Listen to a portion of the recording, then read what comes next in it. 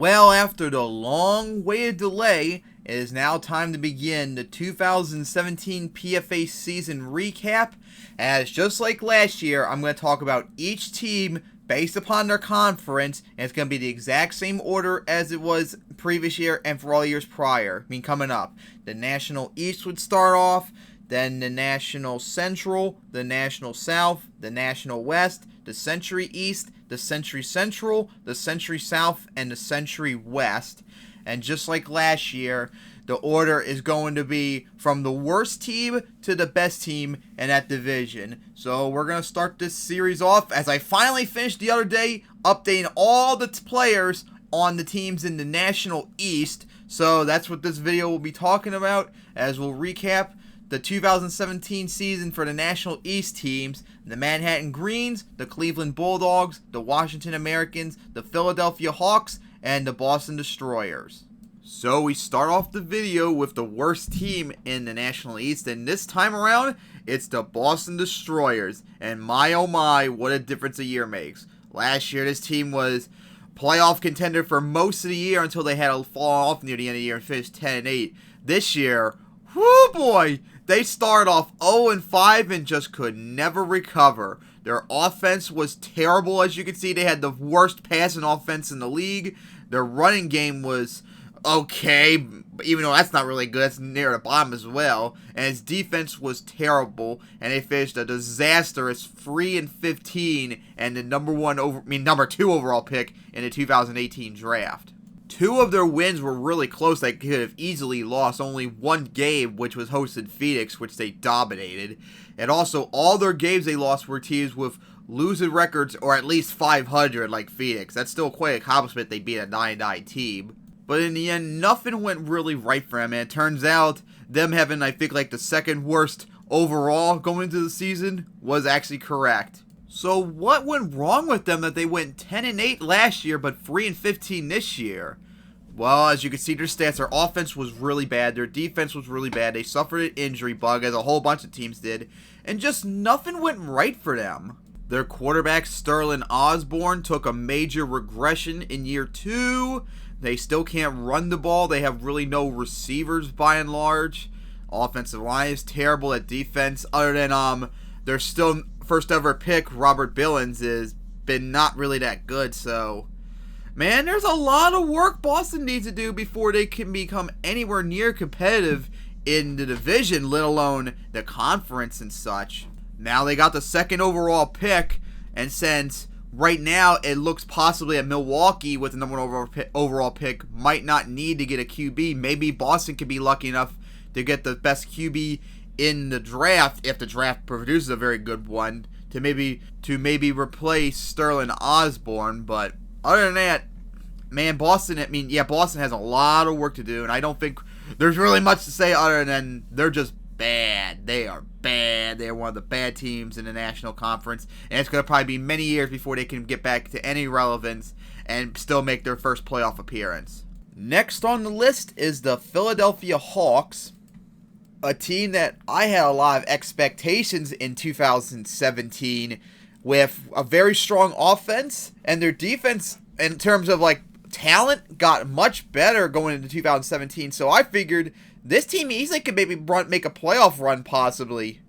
And at the start of the year they were 2-2, so they were still right there in the mix. However, after that, disaster struck. The team went on to lose like 7 straight games. They suffered injuries on offense, especially quarterback Leroy Black missing a bunch of games, and they just never were able to cover. Even with the strong finish near the end of the year when they finished 4-3, they ended up regressing and finishing 6-12, and regressing in all the offensive categories by and large, barely within the top half of scoring and barely even the top half in yards, even though they're under the second half. Their passing offense, though, is near great and near borderline elite. And their rush offense, however, is awful, pure awful. Just like Boston, they can't run the ball to save their lives. Their defensive stats have regressed too, except for the run defense, which actually has gotten much better, if I remember, from 2016. But it was still a very disappointing season for Philadelphia. So, what went wrong? Well, one, Leroy Black missing a whole bunch of games due to injury was a major culprit. Because statistically, he played just as good by and large as last year. So if he played in a couple of those games he missed, maybe they would have turned the tide a little bit and maybe gave Philadelphia at least around the same record-wise. So to ease the sting of this terrible season. So what do they need to do to improve and try and get back in the playoff mix in 2018? Well, I would say they need to fix that running game and draft a running back, but they just drafted a running back the first round last year, and they didn't even start him. He was the backup, and he only got 200 yards. Thankfully, the rest of the running backs did not do so well, so hopefully he'll actually be a starter this year and actually show himself to be the legitimate back that they need on that offense. They need to be more balanced. They can't just rely on passing. And that defense needs to dramatically improve if they want to have any shot at making the playoffs. So, I mean, I said the same thing basically with Manhattan last year. And look, they won the title this year. So, Philadelphia, if they can get the pieces right and stuff, they could easily maybe make a title run, perhaps, if they're really lucky. But they got a lot of work to do if they want to be any contender for a playoff appearance in the National Conference. So we'll see what happens in 2018 for Philadelphia, but it was a disappointing year. After that, we go over to the division winner of 2016, and that was the Washington Americans. Man, last year, 14-4, made it all the way to the conference championship only to get shut out by Omaha, with one of the league's best defense and an offense that was still questionable, but still at least somewhat maybe competent. Washington was on the borderline view of maybe being a PFA Bowl 2 contender this year.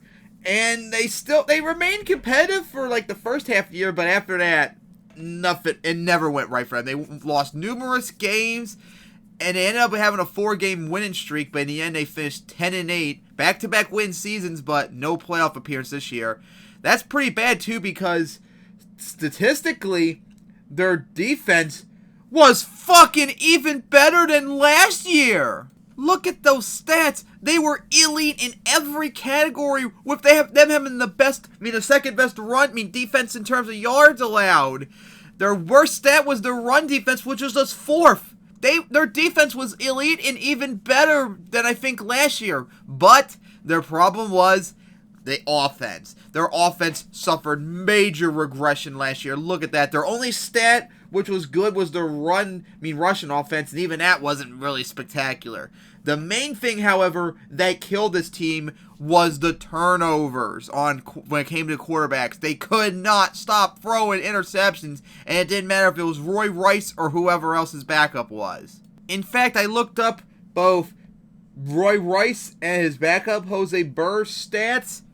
They had just 9 touchdowns in the year to 24 interceptions. Think about that. 2 quarterbacks threw 9 touchdowns to 24 interceptions in 18 games. They threw a touchdown in just half of the games, for God's sake. Wow, that's so terrible offensively. No wonder they couldn't win all those games by and large that they lost. One loss in particular that stung when they visited Cleveland earlier in the year, where they were tied up and went to overtime. Washington made all the way down to near the Cleveland red zone, only to throw a pick 6 for Cleveland to win. If they won that game and another one, they would be tying San Antonio for possibly the 6th seed in the playoffs. Possibly they still would get in, and they could still be a threat in the playoffs as long as they had that strong defense, but that offense was just very terrible. So what does Washington need to do? Because their defense got better. They have one of the elite defenses in the league to get them a title, but they need an offense that's just competent enough and stop turning over the ball so much. What are they going to do?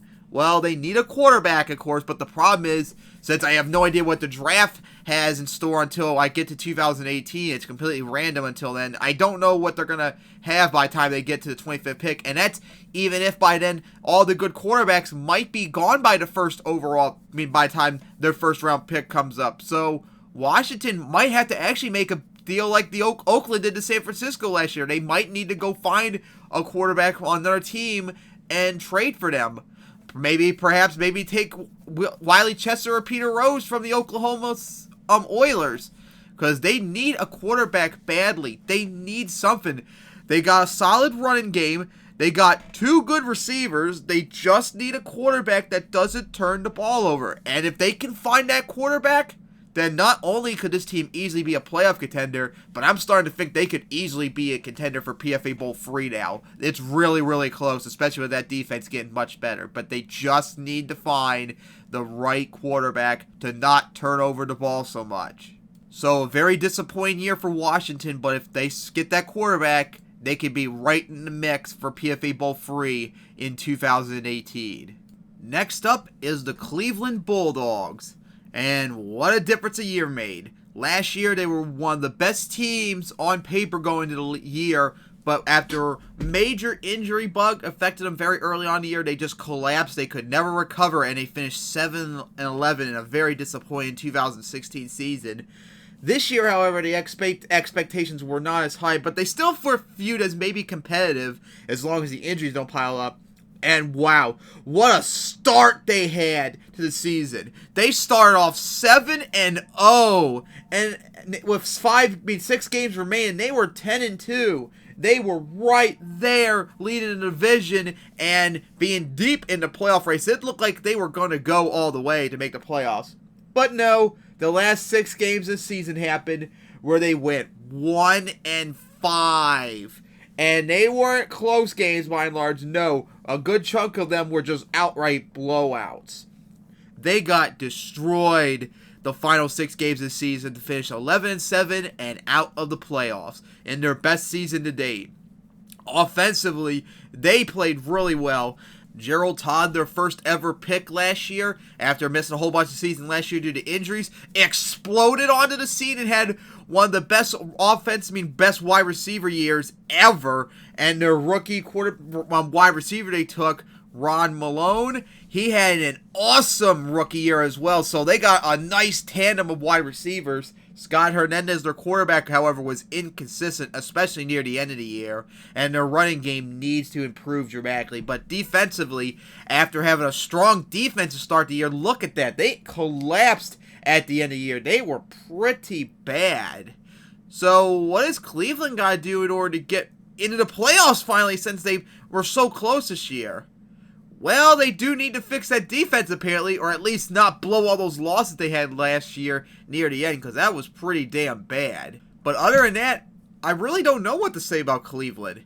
Their offense got much better from last year when they didn't have all those injuries, and their defense, when it was so good near the end of the year, just completely laid an egg near the end of it when they needed it. So, who knows what's going to happen with Cleveland next year?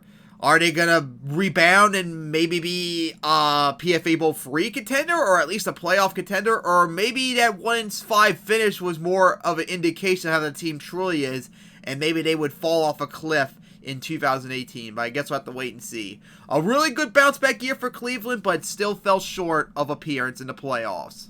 And we finish off the video talking about the new champions of the PFA, the Manhattan Greens. And wow, what a turnaround it was for them. Last year, they were the 3rd worst team in terms of record, 4-14. However, they had one of the most explosive offenses in the league. It's just they had a terrible defense.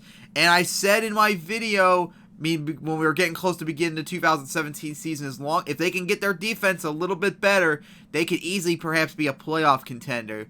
And wow, they exceeded expectations. They start off 4-0, then they lost 3 in a row, and maybe they're coming back to reality, but no, they went on to win 7 in a row, and they ended up finishing an astonishing 13-5, winning the National East, making the playoffs, and getting first round bye. They then beat the Oakland Majors in the division round, and thankfully for them, Birmingham lost in the next game, so Manhattan hosted the conference championship against San Antonio, which they won, making their first ever PFA Bowl appearance against Pittsburgh. And funny enough, that was in MetLife Stadium, so they were technically hosting the game even though they were the away team, and they destroyed Pittsburgh 23-7 to claim their first ever title. Wow, talk about from going worst to first. Last place team in the division and one of the worst teams in the league to the defending champion after just 1 year. Talk about a major difference. As you look statistically, offensively, they were really good. their offense still played at a near elite level, even though Jamie Norwood did not throw as much as he did last year.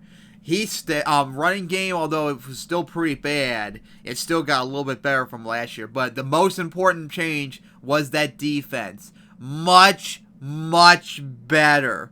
Like, these rankings are like over 10-point improvements. That's how good they were. 11th in scoring, 13th in yards allowed, 17th against the pass, and 16th against the run. Their defense was good enough. In fact, it got such an improvement that it was enough for them to make it to PFA Bowl 2 and win it. In fact, remember that game, that was all defense when they won PFA Bowl 2. Their offense was kind of shut down pretty well.